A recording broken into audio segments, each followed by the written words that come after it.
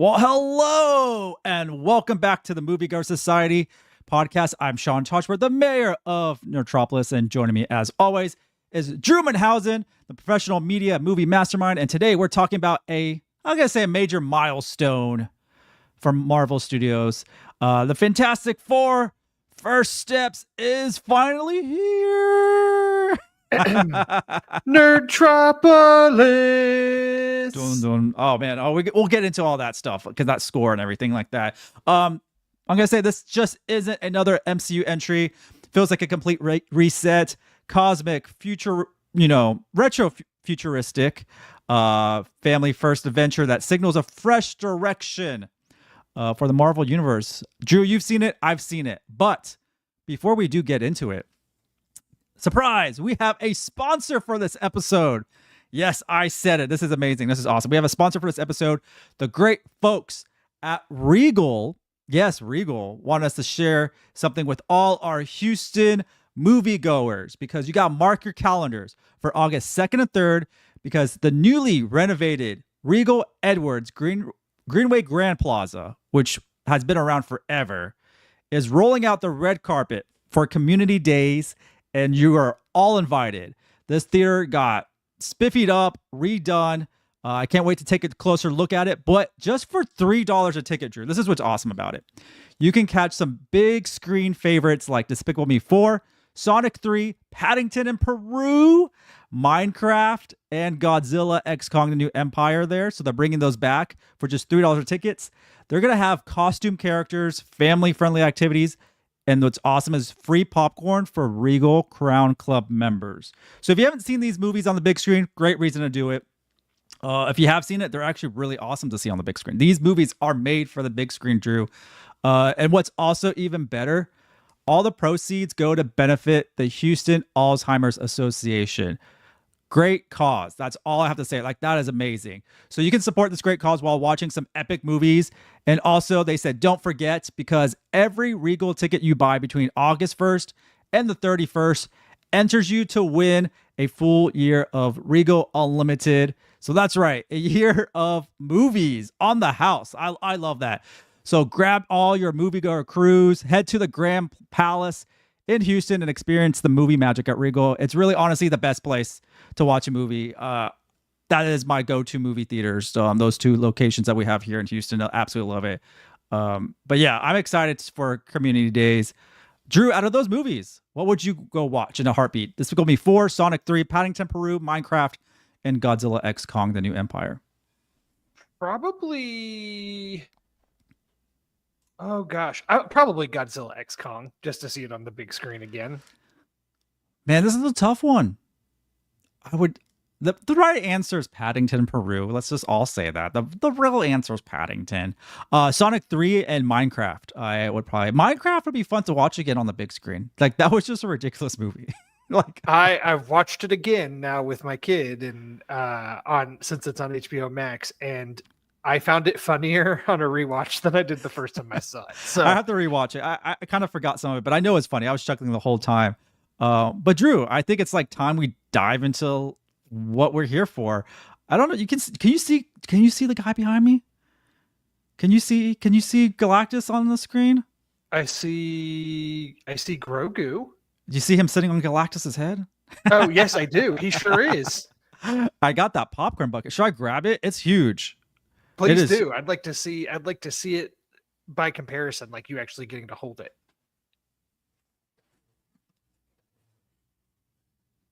Yep, that's pretty hefty. Here. Pretty hefty. I mean, Grogu's basically getting eaten by Galactus, which is appropriate. It is so, and the light. So here you go. Yeah, there's the button. You probably can't hear me from far away, but I'm trying. But yeah, have to show that off. This was awesome. Had to get it. High demand. As soon as I saw it, I tagged you on social media. I was like, Sean, you are required to get this. But honestly, this is my favorite popcorn bucket because it's a 3-in-1, and this is pretty big too. Oh, that is pretty good. Yep, I like it. I like Herbie. And he has powers. This is a projector that projects the Fantastic Four logo on the wall. Cool. It has a little eyeball. And then he has audio. I can't hear it. Oh, you can't hear it? I don't know where the speaker is. There it goes. I could hear it while you were talking. There we go. Yeah. Well, maybe there was a copyright we had this playing. The top of the head. This is really hard, guys, to get this in frame. Top of the head is the drink. So you put your straw there. Yep. The back here is for your popcorn. Yep. And then the front is for your candy.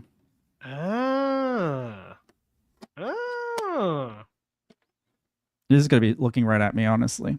He's not going to be in the frame. He's just how often, Sean, like if you're having a movie night at home, right, and you're like, I am going to make some popcorn, have a drink. How often do you use your collection of popcorn buckets? You don't use your collection. You showcase your collection. You keep I'm sorry. Nice you're right. I have offended so many people just now for even asking. I got so many popcorn buckets, and I don't know why. I got done.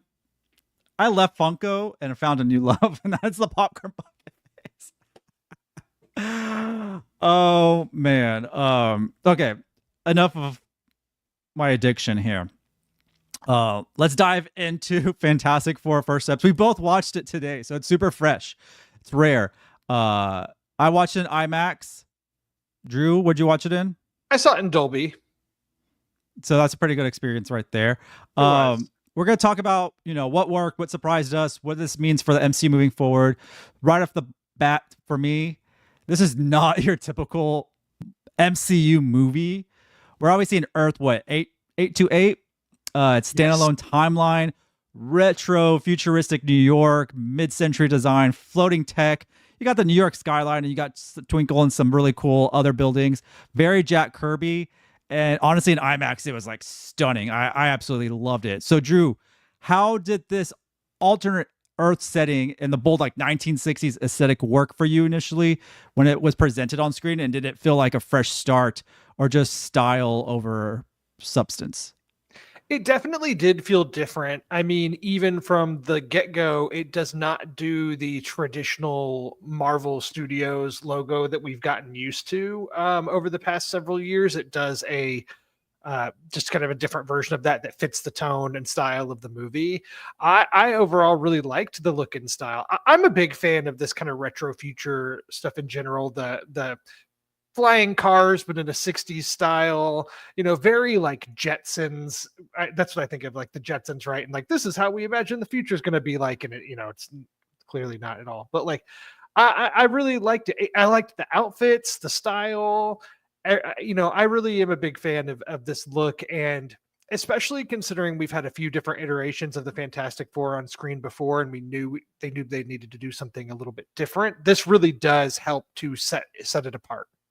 Yeah, for many reasons, but I still have like the original. When I say original, I mean the Tim Story Fantastic Four movies have such a place in my heart still to this day, especially the first one. But like the second one, obviously, we're getting into the Silver Surfer we have in this movie, which I absolutely love. But I also loved what we got in that movie as well, Rise of the Silver Surfer. And yeah, Galactus wasn't what we expected, but like maybe we didn't see Galactus' true form.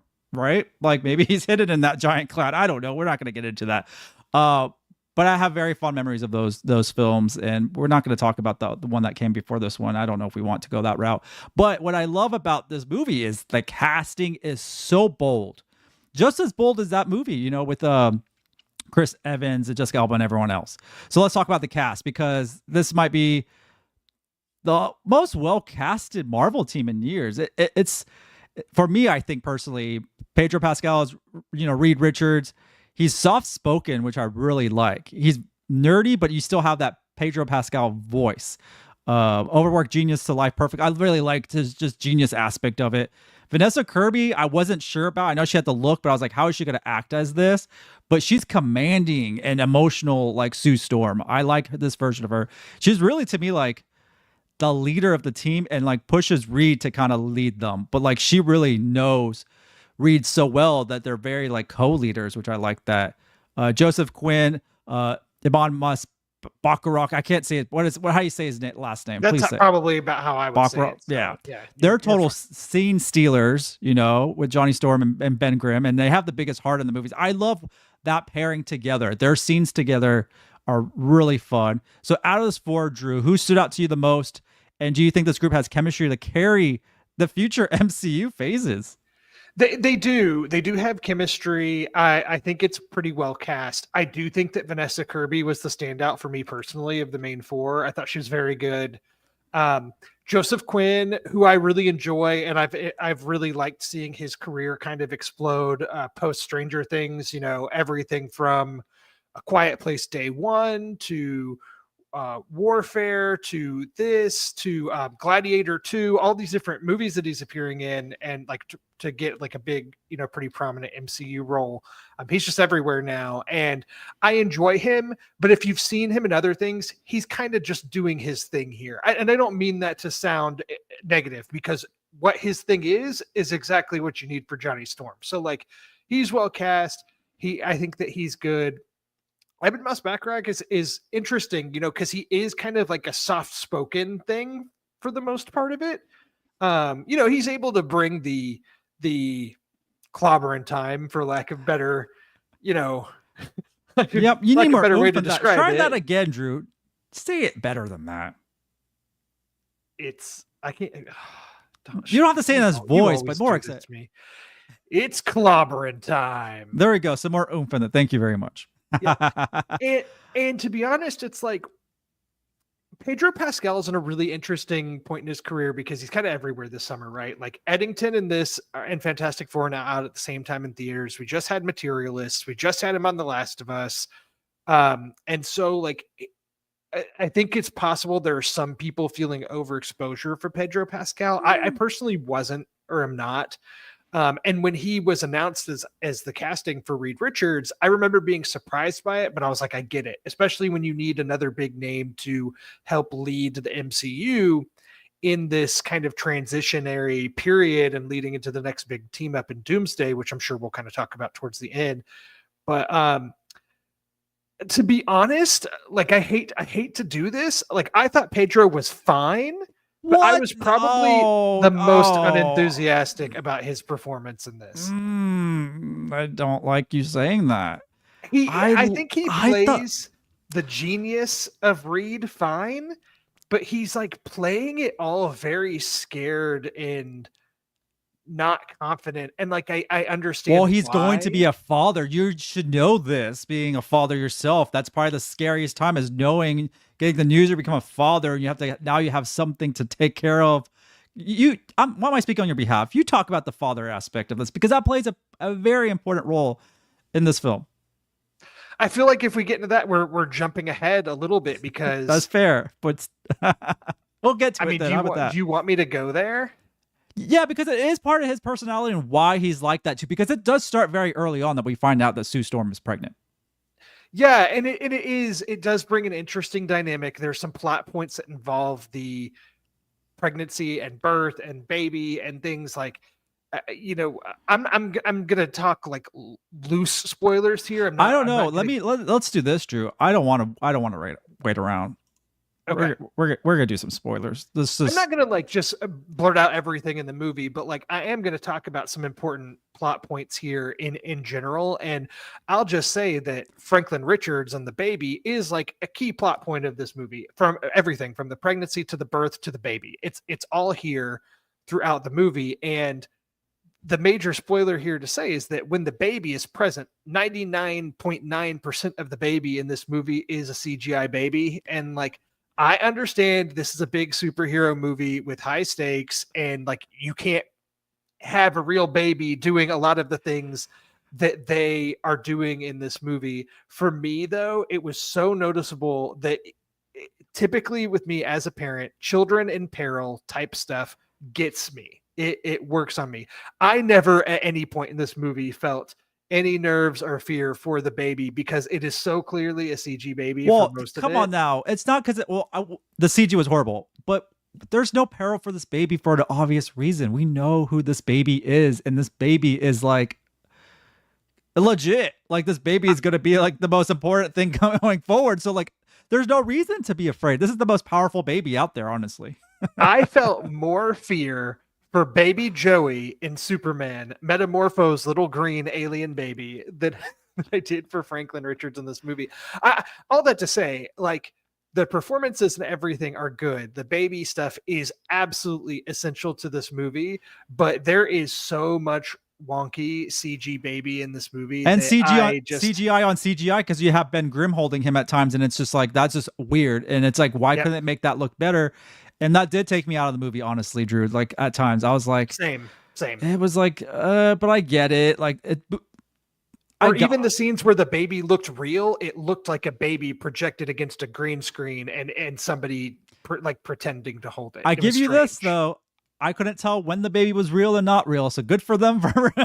There were some points where I was like, oh no, this is going to be rough. And then they'd had some shots of the baby where I was like, okay, the baby looks good there, but it's a baby. So it's always noticeable. It's right. But talk about the chemistry of this group. Did you like everyone's chemistry? Did you think of them as the first family? Like, did you see everyone kind of, I'll tell you this, it took me a while to accept these characters. I feel like they were thrown at us in the beginning, and it took a while for their personalities to truly shine and how their dynamic worked. Towards the end of the movie, I started not liking them, but understanding their personalities more, because they are quite different than the iterations we've gotten in the past. It's one of the things that makes me happy about the overall universe side of the MCU, and like that we know we'll be seeing these characters more, because you get small moments here and there between Reed and Ben, or between Sue and Johnny, or between Johnny and Ben, and there's relationships there, but to me there's a lot of room to see more of this. Like Reed and Ben especially are the one that, like, I really wish I could have seen more scenes of them together. There's some good moments between them, like when Reed after Ben finds out that Reed's going to be a father, and like it really, you can tell that they are longtime friends, that I enjoyed, and those parts were noticeable. There was a good chemistry between them all, but I just feel like there's a lot more we could see. This movie's trying to do a lot. We have to understandably kind of yada yada through the origin of it all. The film, I wouldn't say it necessarily expects you to know the origin of the Fantastic Four, but you do get kind of like a montage at the beginning. Oh, they give it to them. Like they spend most of the beginning of the movie kind of retelling the story in their own way, which I was fine with, but I felt like it was a lot of wasted time at the same time. A very montage heavy introduction. But it was cool. Like, I like what was being shown to me, but I didn't like it being shown as a montage. I would have liked to see it play out actually in like real time in some extent. Sometime just something like that, or because they use the talk show, I guess, a lot to kind of propel their story forward, which it works. We've seen this team before. We've seen the Fantastic Four before, so nothing's new.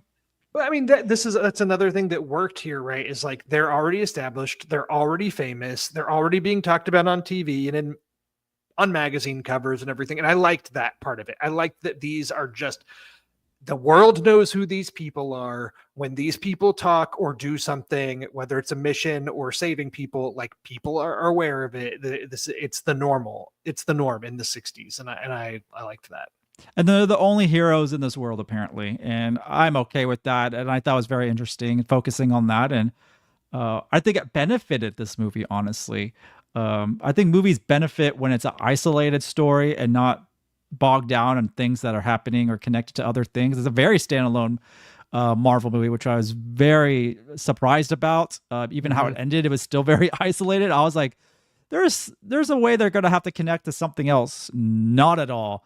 Now, when we talk about stakes of this film, the movie does go pretty big, as you see behind me with that popcorn bucket. Galactus, we finally get the Galactus everyone is wanting. He's pretty terrifying, when they go to his ship planet, whatever you want to call it, but not just in design, but in presence. It's a cosmic force of nature, and we get some great insights about Galactus. Not many people know about, his backstory or who he is. He's not your average villain at all. But I really enjoyed our Galactus. And then obviously everyone was complaining before about the Silver Surfer. This is a variation of the Silver Surfer. Julia Garner's performance is really good. She's really cold in this role. Cold and mysterious at the same time, but also her delivery is very poetic. But I really liked her Silver Surfer, even though I have I grew up with the cartoon from Fox Kids. Remember that Silver Surfer cartoon? I loved, and obviously the version we got in the Rise of Silver Surfer. I love that, and we'll see that version at some point. But this is, taking place somewhere else. And tell us your thoughts, Drew, about the Marvel nail Galactus and the Silver Surfer, and do you think this really sets the stage for a new type of storytelling, something we haven't seen in the MCU in a while? I did like this depiction of Galactus. I appreciated that the movie was not afraid to be like, this is Galactus. He's a big old space god and he eats planets. And they don't question it. They're not like, why does he eat planets? Whatever. No, they accept that. Okay, this is a giant guy who's coming to Earth to devour our planet, and we got to stop him. They don't really sit and focus too long on the how and why this giant spaceman eats planets. And I appreciated that because that's Marvel. Like, we've all accepted that for years now as comic fans.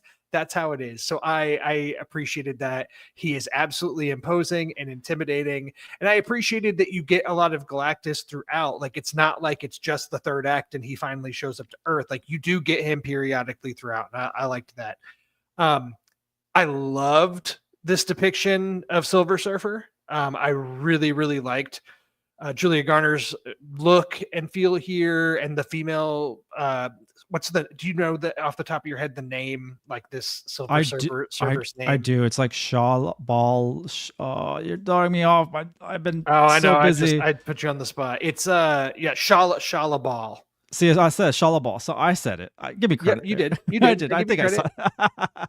I liked that she is here. She's the Herald of Galactus. The movie didn't shy away from giving her a little bit of an origin and showing where she came from, but without detracting from the rest of the story or taking too much time away from the other characters. I liked that the Silver Surfer character truly felt cosmic in the way that she traveled, in where she comes from, in how she communicates. All of that I thought was a different feel, because we really haven't had these kind of, like, other than a smidge in the Eternals movie, which, is what it is. I will say this is real quick. First true cosmic stuff, other than Guardians too. But when it comes to her Silver Surfer, remind me, did she have a trail following her when she was flying around? I feel like the Rise of the Silver Surfer, anytime the surfer was somewhere, it was like a trail of, not ice per se, but almost like a trail following. I didn't see any trail here, which was a interesting way to showcase the Silver Surfer flying around. It was just like not much of a trail. It was just kind of floating around. It was kind of cool. Something different. But I guess if anyone's listening out there, did this one have a trail? I don't remember seeing that. I don't remember seeing any kind of trail either. Just curious. Yeah, I was just thinking if I missed it or something like that. But I really liked the depiction. I think the Silver Surfer was still underutilized in this film. Agree or disagree on that? Sure, but that's probably, I'm going to agree with that because I liked it so much that I'm like, yeah, I could have a whole movie focused on this character for sure. Yeah, and no trail, as Emmanuel said. So it was interesting. So they wanted to make sure that this version was very different in many ways. It's comic accurate, first of all. There is a female Silver Surfer, but in general, they wanted to make sure the design and the look and the field wasn't so on point with what we've seen in the past. This score that we have heard since like the beginning of the movie being announced, that was like one of the first things they introduced was a score. It's a character in itself, full of sins, throwback flair, classic space race energy. I really liked it. It's amazing, but at times it's a bit overpowering. I feel like they paid for it. They used it so much, and I was confused a little bit of why. I love the score, but man, it was beating in my head so much, and I've heard it since the get-go of this movie being announced. What'd you think about the score itself? I kind of agree with you. It's a good score. It works. It's the first of any of these MCU movies to. The score also has like lyrics to it, and we hear in the trailer where, as I did at the top, where I replaced Fantastic Four with Metropolis, but where it does that big Fantastic Four, which I also liked that there's a tie-in that goes into the fame of the Fantastic Four in this world, and there's an animated cartoon, and the score is kind it's related, and I enjoyed that. But I'm with you. I like this theme. It has been stuck in my head in the weeks leading up to this movie just from hearing it in the trailer. But boy, do they got their money's worth out of this song. I like Michael Giacchino a lot, the composer, and he's had a history with Marvel, and he even directed Werewolf by Night. So, he's no stranger to the MCU, and I think this is a good score. I think this one's going to stick around in the future. I'm sure that in Doomsday, when the Fantastic Four show up and when we see them, we're going to hear this theme. Like, this is going to be recurring. I think so too. We're gonna do that. Oh, I do want to talk about the visual effects. We talked about it a little bit. Mostly impressive. I like the aesthetic. Probably one of the better looking Marvel films. Just do the freshness, and we haven't seen a world like this, and I really like it. But there are moments we talked about as CGI Baby Franklin feels off, but I thought overall looked good. But I will tell you this: don't show us the trailer to Avatar before this movie, because then I will look and be like, why can't we get a Marvel movie that looks like Avatar? Like, that's the most crisp looking trailer I've ever seen. If you thought the Na'vi were real people, you wouldn't be able to say like someone made up those people. They look so real. Everything in this trailer, I'm sorry, it seems like I'm going off topic, but I'm not. It's just seeing the trailer for Avatar and then seeing this movie or any movie, you're just like, why aren't we getting qualities like this in cinema? Okay, there is a tangent to be had here too, though, because you're right. I saw the Avatar trailer before my screening as well. There's a weird trend that has now happened twice in recent memory.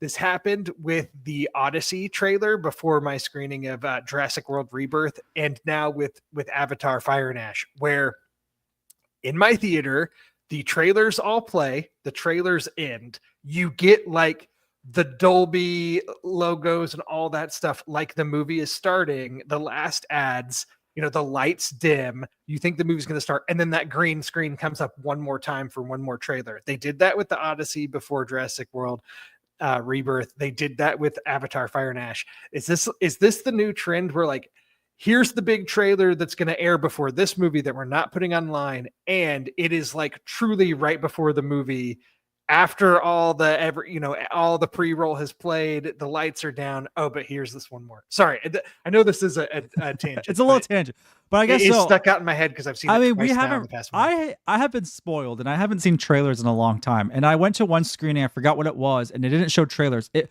was for the Superman Amazon screening, which I figured there would be trailers for it, but they treated it like a press screening, and there was no trailers. I was like kind of bummed out.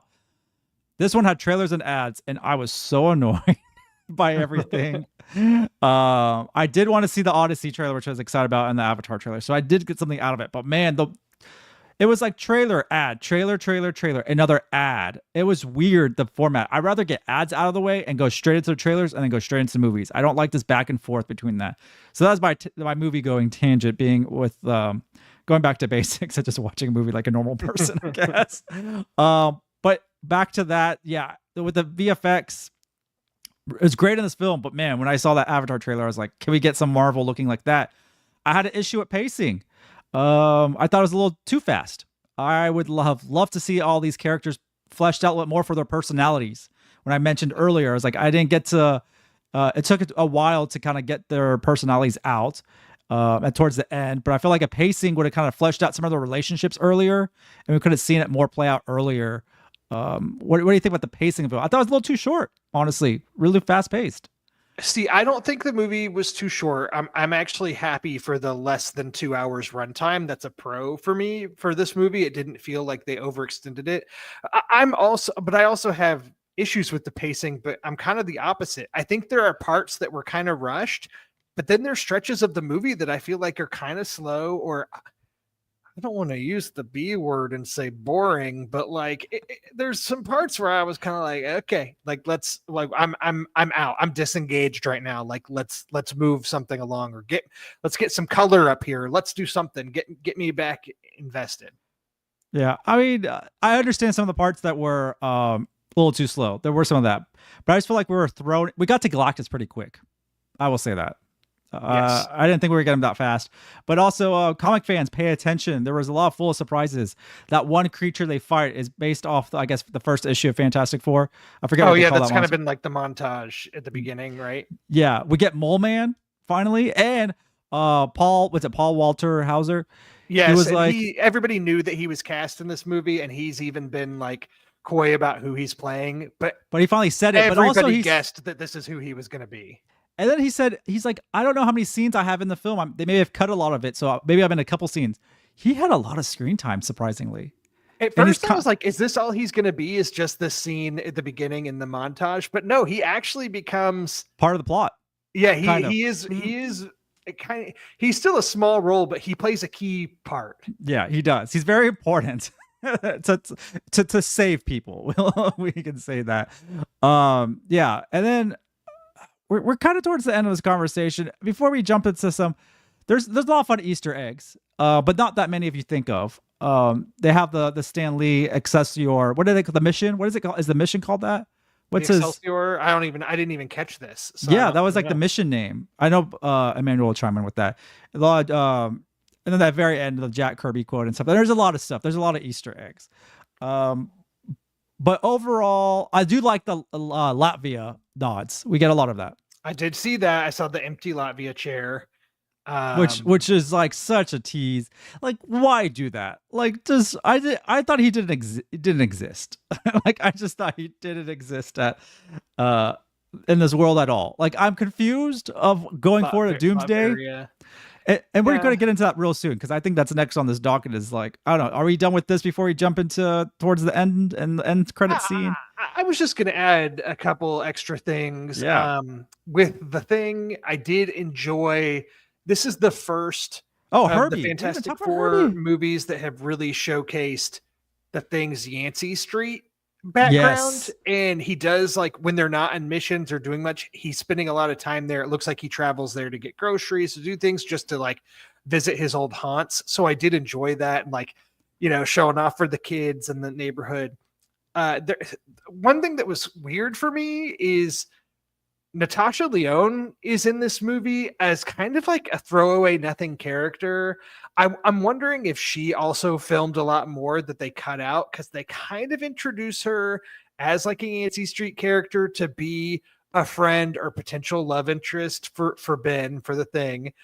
But like, she's in 2 scenes, only really one of them where she even really speaks. And it's just kind of like, why was this even here? Like, I really like Natasha Lyonne. I see her on screen, I perk up. I say, I want to see more of you. What's your role going to be here? And the answer is nothing. Like, well, she's a future love interest. She's Alicia Masters is Ben Grimm's love interest. Right, but that's not who she played here. She played Rachel Rosman. Oh, really? That was her name? Yeah, she was not Alicia. And Alicia Masters, isn't she blind? That's what I thought. I thought that was with Ben Grimm. Yes, that's what I was confused. I thought that's who she was playing. That was her name. She's a totally I made a mistake. Character. Then that's my fault. Well, I thought that was like a version she was trying to play. Was the future love interest? Maybe a version. I mean, that's how I took it too, a love interest, but just not the one that. Honestly, I didn't even catch her name in the movie when she introduced herself. When I guess when the kids were playing, she came out and introduced her. She's one of the teachers. Yeah, her name's Rachel Rosman. That's what apparently, according to Wikipedia, what her character's name is. Which, be careful if you look on Wikipedia for this movie as of right now, if you haven't seen it. The full, I mean, we're in spoilers already, so I guess who am I to say? But the full like plot is already on Wikipedia in depth. And it's a plot that I thought was going to be more crazier. It's not saying it's predictable. It's not predictable. A lot of stuff that happens is pretty cool, and like how they have to figure things out. But I thought we were gonna get a little bit more.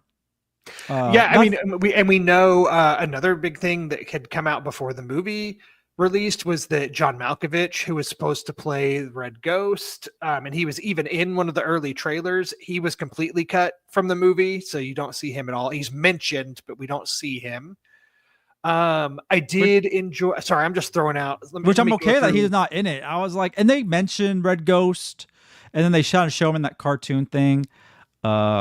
So I was okay with it. I didn't need like a street level type of villain or whatever he was going to be, or a character. I wanted something more cosmic, more interdimensional. Sometimes I wanted some of that because the Fantastic Four dives into that world of like other worlds, other universes. So I thought we're getting a little bit more, but we didn't. But did you like Herbie? What did you think about Herbie? I liked Herbie. I mean, I tell you what, talk about the parenting aspect of it. Boy, how nice would it be to have a little robot that just chills in your house and can take care of your child and stuff if you need it to. If you need to go like run and save the world, you can leave your baby with the robot. Boy, I tell you what, that would be nice. And I bet you don't even have to pay him money for babysitting. No. I did. I have a few other notes. Yes, because I'm like dying to get into like the post-credit scene. We'll get there in just a moment. I just want to mention that, Reed really emphasizes at the beginning how when assembling the team that went on the mission that gave them their powers, he was assembling the smartest minds and everything. And they just happened to be his family and closest friends. And that being said, like they all do have moments to shine from like a science perspective. Like it's not like Ben's on a spaceship and doesn't know what he's doing. Like he knows what he's doing. Johnny helps to actually some stuff with Silver Surfer, some big plot stuff, but like uses science and his brain to fix stuff. He's not just like, oh, I'm good looking model Johnny Storm, this and that. Like, no, he is a scientific mind too. And I appreciated that. I have a note here. Pedro Pascal sure likes hanging out with little babies in pods, as we've seen with I didn't put that together, but that's hilarious. That pod was very Grogu-esque too. And I also wanted to note that Vanessa Kirby as Sue Storm, there has been, for fans that are like fans of deep lore of the Fantastic Four and of the comics, it's really easy on paper or on the surface to be like, oh, invisible woman, or what, she could turn invisible. That's it. Yeah, some force fields, meh. But the comics have really established Sue Storm over the years as being like a very powerful character in her own right. And there have been storylines where even she served as the Herald of Galactus, and she's had history with Silver Surfer, and she's done a lot. And she is, you wouldn't think it, but is one of the most powerful, can be one of the most powerful characters in the MCU. She showed it a little bit. I was amazed. That's what I was gonna say. I really liked that in all the action of this movie, Sue really gets a chance to shine, and really is like the one that spoilers, but like the one that wins the day for them. They could not have done it without her. She can handle Galactus, folks. That's all we're going to say on that. Like that scene was so cool. I did not know her powers extended that strongly. But I really enjoyed that they did that. I was like, man, like Sue Storm's a badass. I appreciate. Well, don't underestimate the power of a mother's love for her child at the same time too. That's what I loved about it. That's probably some of the most emotional aspects of it, of how much they were wanting to sacrifice for their son, for their child. This movie didn't have many emotional beats, but some of this family aspect and sacrifice, and really everyone's self-sacrificing in this. Everyone is doing it for Franklin at the end of the day too, with Johnny, and all of them are just like doing that for that, and also saving the world at the same time. So they're balancing that act. But some of that family aspect was kind of touching. They really nailed the family and the sacrifice and really being there for each other and giving it all. Okay, no, I'm not getting no tissues here. I will say this: out of all of that we've seen, I was disappointed in the car that you see on here. I thought the car was gonna be more action packed and more of a star, but it was not utilized as much as it could be. I'm a car person, and I wasn't blown away by their car as much as I was by Herbie. Herbie stole the show for me. That's fine. I didn't mind the car. I liked the car just fine. It was okay. I thought it did more things. But you're a car. But we've talked about you're a gearhead. You're a car guy. Like, and I'm not. I'm like, it's a cool flying car. Like, that's fine. It doesn't. I thought they could have made a better car. It didn't have many resources and tools in there. But I will say that. Drew, let's get to this. The first post-credit scene. Mm-hmm. I think it changes the game finally. Like, finally, come on now. Does it? Yeah, we're inching closer. First of all, the second one we'll say is a throwback animated clip of like a potential what Disney Plus is going to give us. right? Yeah, exactly. There's a mid credits and end credits. The end credits one, like you said, is the more throwaway one. I still think it's worth sticking around for it. I thought it was cute. Like I was like, this is kind of fun. I like that they went all out in creating this animation. But yeah, the mid credits one is the one that I guess is supposed to get people talking. It is. And the fact that this takes place 4 years after this movie was wild. I was like, why are we doing these time jumps? Why, like, do we want Franklin, I guess, to get bigger? Is that what it is? It's confusing to me why every time we're in the MCU, we have to do a time jump at some point. I can't keep up with it. Because it said 4 years later, I believe, if I'm not mistaken. Should I keep going, or you have something to say before I keep going with what we saw? No, keep going. Okay, perfect. Because I've been tired. So Sue's with Franklin reading books. She goes to get another book, comes back, and someone's just standing there with Franklin. And you see someone in a robe, and then you see a Doom mask. I don't recall. Was he about to snatch him, or just looking at him? Or he's just kind of kneeling, looking at him. You don't see his face; it's covered by a green hood, but he is holding the mask, and the mask is not on his face. Right? Did it look like? But it was nothing close to what Downey was sporting, right? It looked different, didn't it? It didn't look like. Oh, I mean, Downey was wearing almost like a cartoony Party version, City looking Doom. Hey, I really think his Doom might look like that in some extent. They might go kind of like that way. I mean, it's just all I can say about it, because it's so fast in this mid-credit scene. It's like you can clearly tell it's a Doom mask. Oh yeah, it's Doctor Doom. It's a Doctor Doom tease, because we were waiting for that, because when Latvia was shown and there was no representative from there, all this stuff. And so I was surprised that there is a Doctor Doom in this world in general. I thought this was a world that didn't have a Doom. I thought we're also going to see the second part of the Thunderbolts end credit or something like that. I really thought that's what was going to happen. I thought so too. I thought that's how the movie would end, that it was going to be something with them being transported. But, I'm sure, I guess that'll be part of Doomsday. Emmanuel, what is it? Theory a few months ago looks like it might be right. Predicted Doomsday is about Fantastic Four chasing Doctor Doom to a different multiverse. He's going to kidnap Franklin. I think is what it's going to happen. And then they have to follow him. Because obviously Galactus wanted him. So if Galactus wanted him, but it would have been nice to see Doom introduced, though, if that was going to be, instead of teasing him like a little bit. I don't know why they're holding him back for Doomsday. It's just like, that's how I felt here, is like, you do this tease, and instead of making me go, yes, or let's go, it left me kind of like rolling my eyes a little bit. I mean, that's probably being a little too harsh.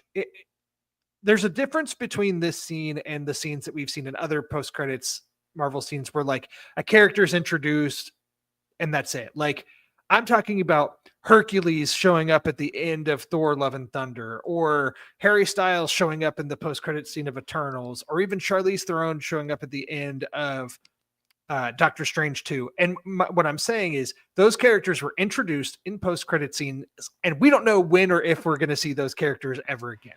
At least here, Doom is teased. We know that we're getting a Doom movie in about a year and a half, which is that the next MCU movie? Is that it? Like, is there anything in between? I think that's it. No, just a bunch of Disney Plus stuff in here and there. Because Spider-Man Brand New Day that's 2020. Is that after Doomsday? No, that comes out in between. That's before Doomsday. Brand New Day will be before Doomsday, but I don't think it's going to tie into Doomsday or any of this stuff. I think it's no. They said it's. Yeah, and then Dorian says, "I believe that Doctor Doom is from another planet, not 828. He could be the traveling doctor.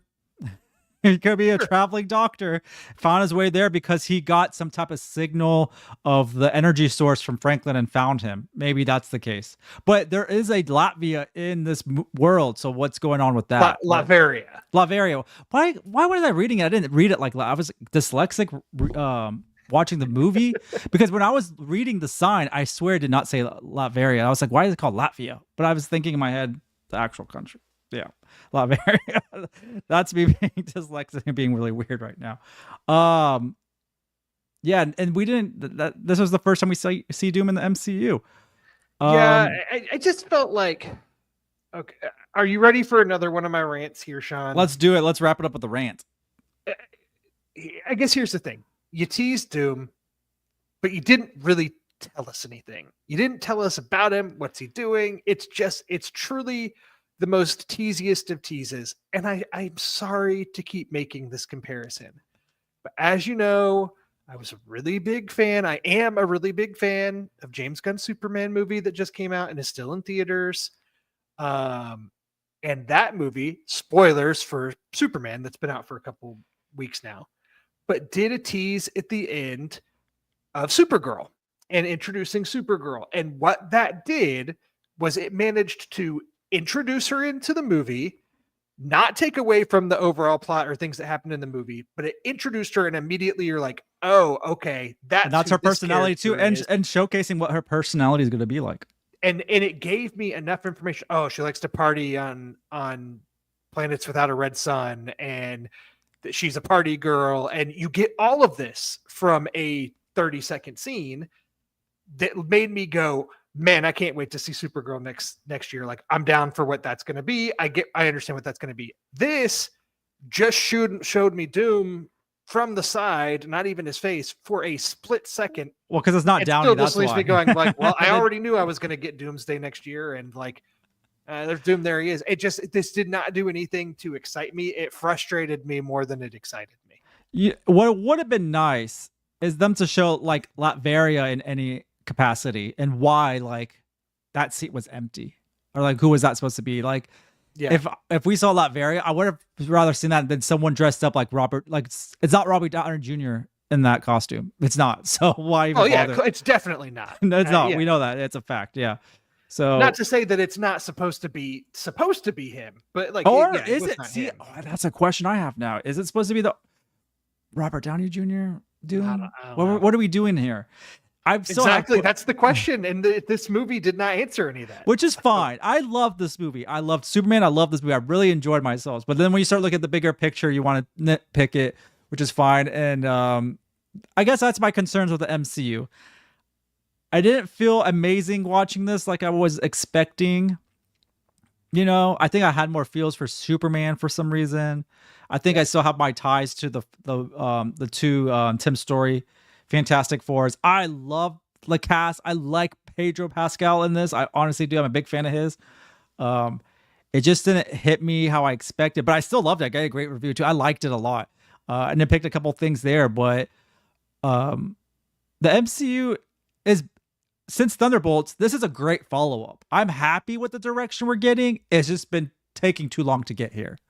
And now we have to wait a little bit longer. I think if the consistency with Thunderbolts, the quality of Thunderbolts and Fantastic Four was for the previous films pre-Thunderbolts, we would have been happier with the way the MCU is heading or what we're getting teased, and not be so spoiled, I guess, with what we got in the past when MCU was so high up there. The dip really hit us hard. And I've always been a Marvel guy back from when I started collecting comics 25 years ago, right? Like, I've always been a Marvel guy over a DC guy. There's DC characters I really like. I've always been here for those movies. You know, I enjoy all comics, but like, Marvel has just always been more my vibe, and the MCU has always been more my vibe than the DC showings. Until not to say I'm one of those until Superman, until the new Superman. I'm getting there. Not to say that I'm one of those guys that has rooted for DC's failure in movies. Like, I want them to succeed too. But I'm sorry to keep comparing the two, because I'm not trying to fan the flames here of like the Marvel versus DC wars, but like, we're less than 2 weeks out from Superman. I've seen Superman twice in theaters. My second time seeing it totally just reinforced how I felt seeing it the first time. I loved that movie. I loved how fun it was, how exciting it was, how colorful it was, the messages it had. That movie really pulled me in, and I wanted to feel that way about Fantastic Four, and I didn't. I thought it was enjoyable. I did not have nearly as much fun watching it. I thought there were some lulls. I thought that it wasn't as bright and colorful as I hoped it would be. Yeah, the aesthetic was interesting. I'll tell you, the aesthetic was cool. It's a Marvel thing, man, where everything just kind of has like this weird filter on it. Like even colors that should be bright are kind of dulled, and you get like the white and blues of this, and like white and blues and grays and browns, and that's about it. And even the cosmic stuff, like you get a lot of orange and browns, but that's it. Like I just wish we could have had a little bit more color or something. Yeah, and there are just some parts where the movie kind of, not to say it's a downer, it's not a downer, but it's like there's definitely like a self-serious sense of peril to it all, that you're like, oh man, this is not like the rollicking roller coaster ride that I had while watching Superman. And so I can't help but feel a little bit disappointed by that, despite the fact that this had some pretty good visual effects, some good casting and some good chemistry and some action scenes I enjoyed. And a rare thing for an MCU movie, to be honest with you, is that I thought this movie was saved by its third act. I had enjoyed things leading up to it, but a lot of times the Marvel movies are like some really cool stuff in the lead up and middle, and a third act that's just like a CGI fest of like nothingness. And you're like, whatever. But this one, I thought the third act was actually really strong. I'm with you on there, yeah. And I thought it ended strong. And so, yeah, I think it's just easy to compare, because we've had two different, very prominent superhero movies within the past 2 weeks that are both supposed to be like kind of planting their flag in the sand of like, this is the new direction for our big brand. Superman really felt that way for DC. Fantastic Four, I think we were all expecting like, this is the new launch point. And I mean, it's a Fantastic Four movie. But like, is it a launch point, though? We have to see how this is going to work with that end credit scene we saw in Thunderbolts. But like I said, like the Thunderbolts was a great film, and Fantastic Four is also a great film for where the MCU needed to go. So now it's kind of brought back to, it's a reset. I think the last two films, this is a reset for the MCU and really are back on track. You brought up a good point that if the plot of Doomsday is really starting with Doom, essentially kidnapping or taking Franklin, and it becoming a mission of the Fantastic Four, essentially chasing Doom through space and ending up in, the current MCU Earth, and that leading to this giant team up against Doom. It's possible that after seeing that movie in hindsight, we're like, oh man, Fantastic Four really was a much bigger lead in to Doomsday than we even realized at the time. I think that's possible. Now I'm thinking hard about it, because I'm like, okay, well, they got the X-Men people back, right? So like, that's not part of our Earth 616, whatever they call that Earth. I don't know. It's 999, right? What is it? What do they call that Earth? Isn't it 616? No, because that's like the comics, I think. So it's like Earth 999, I think, is our MCU Earth. MCU and Earth the X-Men. Numbered. Let's tell me, Google. Earth in the MCU, Earth is designated as Earth 199999. Right. So yeah, you're right. I knew a bunch of nines in it. Yeah. The X-Men, the Fox X-Men, which are going to end up in Doomsday, is going to be another Earth. So maybe that's what's going on, is they're going through all these different Earths or whatever, and you have all these heroes. And so as they go to follow Doom and try to save Franklin, they recruit heroes along the way. And then the final battle maybe ends on maybe in Secret Wars. I don't think Doomsday is a complete film, right? So they maybe end up on Battle World for the final battle to save Franklin. Yeah. Maybe that's it. Maybe I don't know if I cracked the code, but I think that's. I don't know if the people making Doomsday have even cracked the code yet. I've heard that they're like shooting that movie and don't even have it in. But I think the key is Franklin. I think it's the key to save Franklin. He is like a weapon to many, and that's what it is. That's what Doomsday is. They have definitely established that whatever is going on with Franklin in the MCU, it's important. He's something powerful. Man, I got to write this down so we can circle back on the podcast and see how correct I was just making these random guesses. Oh my gosh. Sean's ego is just going to, when next year it comes out and Sean was right, and he's going to clip this, and he's going to make sure we all know that he was right. No, I'm just curious, because I just my brain just kind of had a light bulb, and I was like, what if that's the case? They're just jumping Earth and they have that. Who else is cast that's not part of like the 1999 Earth? The X-Men, who else was in the casting? No one, huh? That was it, wasn't it? Well, like I want to know where the Marvels, like the end credit scene with Kelsey Grammer, like what world was that? Like I need a timeline book for the MCU. but I just realized we're all wrapping. That's when I'm like, I'm not going to think about it. I know we're going long now. I don't want to. Or Gambit, because Channing Tatum's supposed to be in it, but Gambit was in the place where Deadpool, whatever it was called, in Deadpool. The Void? No, it's not the Void. The Void, yeah. Is it the Void? Yeah, the Void. Yeah. But this is also all we'll have to say. And on this note, the Fantastic Four First Steps is a great first step forward for the MCU. I really think it's a great follow-up with what we saw with the Thunderbolts. Really enjoyed it. There's like a few CGI hiccups. The story's pretty good. Pacing, we had some issues. I had personal issues with it. I definitely had issues with the pacing too. No, I'm with you. But it's hopeful. It's focused. It is full of heart. It is great. It's the best Fantastic Four movie that we've had. Like, I feel confident saying that. I'll say this to Emmanuel. He says, watch What If Season 3, Episode 2. No, Emmanuel, you know why I say no to you? You just said, I love that there's no homework needed for Fantastic Four. So don't give me any homework. Now you're assigning us homework after the fact. Get out of here, Emmanuel. No, Emmanuel. No. I'll say this. That's it for this episode of the Moviegoers Society. Make sure you catch the Fantastic Four First Steps in theaters now. Let us know what you thought about it. Check it out on the biggest screen possible. I really enjoyed it in IMAX. It was really fantastic. Make sure to subscribe. It was really fantastic. I didn't know I even said that, but yeah, I guess I said it. Make sure to subscribe. Leave us a comment. Tweet us. Follow us. Check out nerdtropolis.com for all things movies, reviews, cosmic deep dives, maybe. I got some fun stuff in the works too. I got some really cool interviews coming up. Also, Drew, you're watching The Bad Guys 2 Saturday, so I'm expecting a review from you. I'm taking my daughter with me. We're looking forward to it. I watched it already, actually, because I interviewed a director that kind of came together last minute. I had a great time with the director of The Bad Guys 2. He did the first film as well too, and so we dive into animation world and stuff like that. But yeah, thanks for joining us. And once again, I'm Sean Tosher, the mayor of Nerdtropolis. And I'm Drew Munhausen, the professional media and movie mastermind. And we'll see you at the movie.